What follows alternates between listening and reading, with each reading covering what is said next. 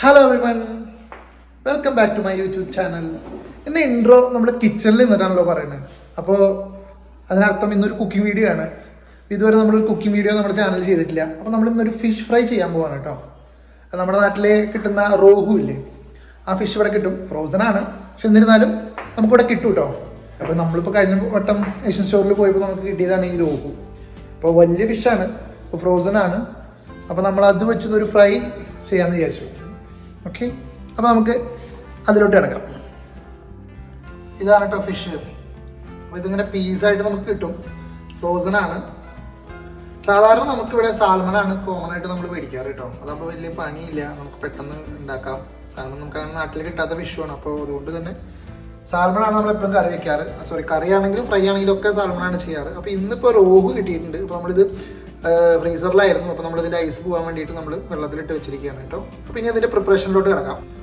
വലിയ 3 പീസാണ് കേട്ടോ. കണ്ടോ നിങ്ങൾ ഇതിൻ്റെ വലിപ്പം കണ്ടോ?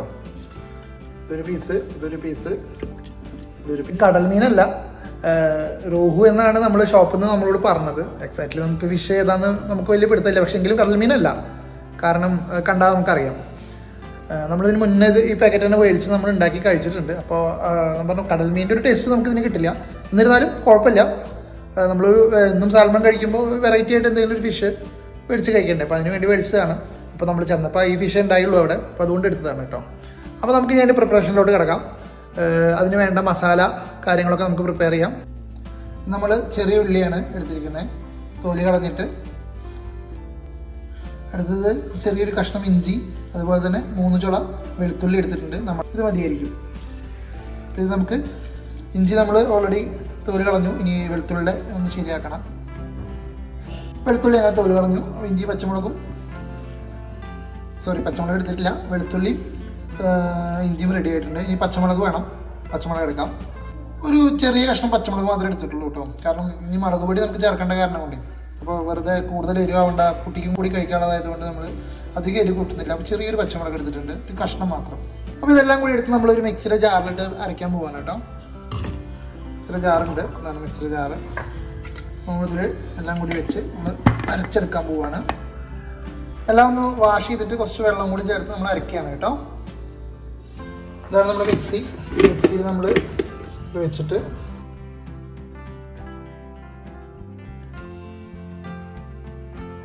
നമുക്ക് ഈ ഒരു പരുവത്തിലായിട്ട് കിട്ടിയിട്ടുണ്ട്. പേസ്റ്റ് പോലെയായിട്ട് കിട്ടിയിട്ടുണ്ട്. ഈ പരുവത്തിൽ വേണം നമുക്കത് കിട്ടാൻ. എന്നിട്ട് വേണം നമുക്കതിൻ്റെ മീനിൽ പുരട്ടാൻ. ഉണ്ടോ? അങ്ങനെ കിട്ടിയിട്ടുണ്ട്. ഒന്നും കൂടി ചെറുതായിട്ട് ഒന്നും കൂടി അരയാൻ വേണ്ടി ഒന്നും കൂടി മിക്സ് വെക്കുകയാണ്. ചില ഇഞ്ചി കഷ്ണങ്ങളൊന്നും അരഞ്ഞിട്ടില്ല, അതുകൊണ്ട് നമുക്ക് ഒന്നും കൂടി ഒന്ന് അരച്ചെടുക്കാം. ഏകദേശം അരഞ്ഞ് കാണും. കണ്ടോ? അത് നന്നായി അരഞ്ഞിട്ടുണ്ട്. ഈ ഒരു അരവ് മതി നമുക്ക്. മീനിൽ പുരട്ടാനല്ല, ഈ ഒരു അരവ് മതി. മസാല നമുക്ക് ഇതിലോട്ട് ഈ ഒരു പ്ലേറ്റിലോട്ട് നമ്മൾ എടുക്കുകയാണ്.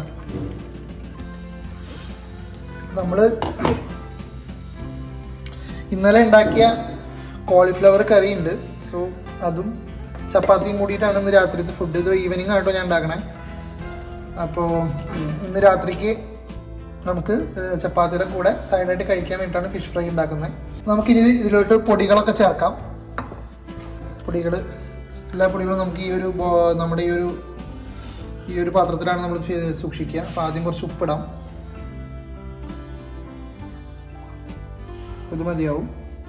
നല്ല ഇവിടുന്ന് മേടിച്ച ഉപ്പാണ്. നല്ല കുറച്ചിട്ടാൽ മതി. നല്ല രീതിയിൽ ഉപ്പ് നമുക്ക് ഫീൽ ചെയ്യും. കുറച്ച് മഞ്ഞൾപ്പൊടി, അതുപോലെ തന്നെ മല്ലിപ്പൊടിയാണ്. മല്ലിപ്പൊടി കുറച്ച് അധികം ഞാൻ ചേർക്കുന്നുണ്ട്. അതുപോലെ തന്നെ കുറച്ച് കുരുമുളക് പൊടി, മുളക് പൊടി ചേർത്തിട്ടില്ല. അവസാനമായി കാശ്മീരി മുളക് പൊടിയല്ല, ഇത് കാശ്മീരി മുളകും സാധാ മുളകും കൂടി നമ്മൾ പൊടിച്ച് നാട്ടിൽ നിന്ന് കൊണ്ടുവന്നിട്ടുള്ള മസാല. നമ്മൾ വെളിച്ചെണ്ണയും കൂടി നമ്മളിതിൽ ആഡ് ചെയ്യുന്നുണ്ട്. ഇതാണ് ഇവിടുത്തെ വെളിച്ചെണ്ണ. ഉണ്ടോ? ഇങ്ങനെയാണ് വെളിച്ചെണ്ണ വരിക. വെളിച്ചെണ്ണ ചേർത്ത് നമ്മളത് നന്നായി മിക്സ് ചെയ്തെടുക്കുകയാണ്. നല്ല കളർഫുള്ളായിട്ടുള്ള മസാലയാണ്. ഇനി ഇതിൽ ചേർക്കേണ്ടത് ഒരു ഐറ്റം എന്ന് വെച്ച് കഴിഞ്ഞാൽ അത് നാരങ്ങയുടെ നീരാണ്. നമ്മളൊരു നാരങ്ങ എടുക്കുന്നുണ്ട്. പകുതി നാരങ്ങ നമ്മളിതിൽ പിഴിഞ്ഞൊഴിക്കുന്നുണ്ട് കേട്ടോ. നമ്മൾ വലിയ നാരങ്ങയാണ്, കുറച്ച് വലിയതിൻ്റെ പകുതിയാണ് കേട്ടോ. അപ്പോൾ പകുതി ധാരാളമാണ്. ഇനി ചെറിയൊരു മസാലയ്ക്ക് ഒരു പുളിരസം ഉണ്ടെങ്കിൽ രസമാണ്. കാരണം ഞാൻ പറഞ്ഞല്ലോ അത് കടൽ മത്സ്യമല്ല, നമ്മളുടെ നാട്ടിലെ വളർത്തു മത്സ്യമാണ്. സോ അതിനൊരു പൊതുവെ ഒരു ടേസ്റ്റ് കുറവുണ്ടാവും. അപ്പോൾ പിന്നെ ഒരു സ്മെല്ലും ഉണ്ടാവും. അപ്പോൾ അതൊന്ന് മാറിക്കിട്ടാനൊക്കെ ഈ നാരങ്ങ നീര് നല്ലതാണ്. നമ്മൾ നാരങ്ങ നന്നായി പിഴിഞ്ഞ് വെച്ചിട്ടുണ്ട്. ഇനി നമ്മൾ മീനെടുക്കും.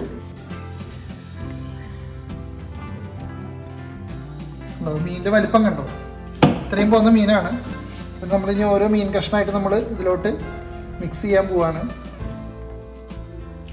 നമ്മൾ നന്നായി മാരിനേഷൻ ചെയ്ത് വെക്കണം. കുറച്ച് സമയം വെച്ചാലാണ് ഇത് നമുക്കിത് നല്ല കട്ടിയുള്ള മീനാണ്. കണ്ടോ നിങ്ങളിതിൻ്റെ മീറ്റ് കണ്ടോ, ഭയങ്കര കട്ടിയാണ്, നല്ല കനം കൂടിയ മീനാണ്. അതുകൊണ്ട് തന്നെ ഇതിൽ മസാല പിടിക്കണമെന്നുണ്ടെങ്കിൽ അത്യാവശ്യം മസാല പുരട്ടി കുറച്ച് സമയം വെച്ചെങ്കിൽ മാത്രമാണ് മസാല ഇതിൽ പിടിച്ച് കിട്ടുള്ളൂ. അതുകൊണ്ട് തന്നെ നന്നായി തേച്ച് പിടിപ്പിച്ച് നമ്മൾ കുറച്ച് സമയം വെച്ചിട്ടാണ് ഈ ഇത് വറക്കാൻ ഉദ്ദേശിക്കുന്നത്.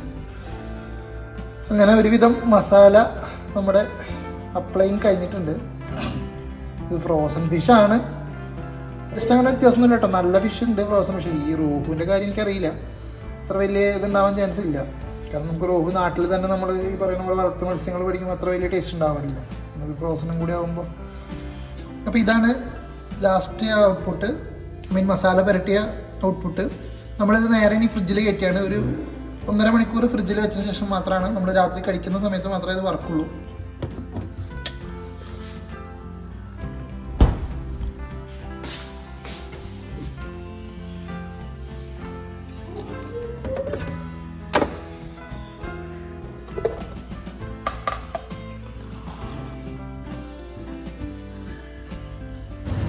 കുറച്ച് വേപ്പിൻ്റെ വില എടുത്തിട്ടുണ്ട്.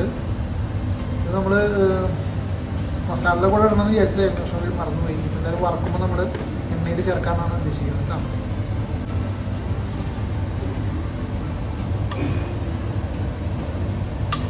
എണ്ണ ഒഴിച്ചിട്ടുണ്ട് വറുക്കാൻ വേണ്ടിയിട്ട്. നമ്മൾ അധികം എണ്ണ ഒഴിക്കുന്നില്ല കേട്ടോ, അധികം എണ്ണയിൽ വറുത്തെടുക്കുന്നില്ല. സ്ലോ ഫ്ലെയിമിലാണ് ഇട്ടിരിക്കുന്നത്. അതിന് കൈകൊണ്ടിരിക്കുകയാണ് കേട്ടോ. ഒന്ന് മറച്ചിട്ട് നോക്കാം.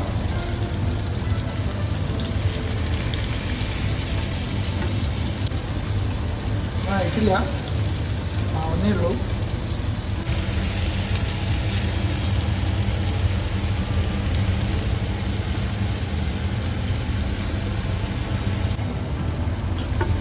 ഏകദേശം വെന്ത് വരുന്നുണ്ട് കേട്ടോ മീന്.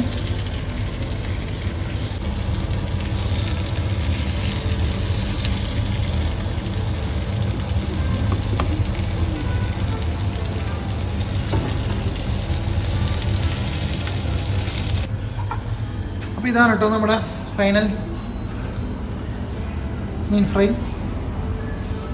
3 പീസ് നല്ല അസലായിട്ട് വെന്തിട്ടുണ്ട്. അതിന് മുകളിൽ ചെറിയൊരു സബോള മുറിച്ച് സെറ്റ് ചെയ്തതാണ് കേട്ടോ.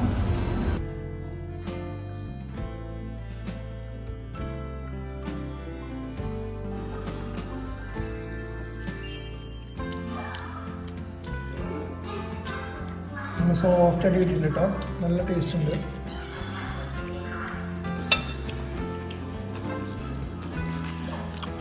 നൈസ്, കൊള്ളാം.